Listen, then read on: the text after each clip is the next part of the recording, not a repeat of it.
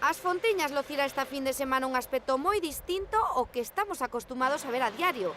Este barrio da capital retrocederá ao medievo para pôr en valor o noso pasado. A feira medieval xa está convertida en esa cita que ven moita xente a visitarnos, que nos invita ao resto de lucenses de outros barrios a visitar o barrio de Fontiñas, un barrio emblemático, un barrio emprendedor, e polo tanto aquí gustaríame dar a noraboa á asociación. Membros da Asociación de Hostaleiros do Barrio, organizadores da cita que chega á súa 7ª edición, presentaron no Concello o programa de actividades que arranca este venres 13 na Praza Primitiva co Rincón Infantil.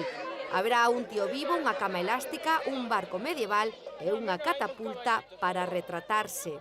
Estarán os de Lucos Medieval con ela e fará funciones de fotocol para que a xente, tanto nenos como maiores, podan retratarse nese recuncho de fotocol desta feira primitiva.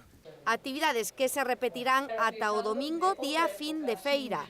O sábado ás 2 da tarde pregonará o mercado a concelleira de Cultura Carmen Basadre e o domingo haberá unha exposición de cetrería.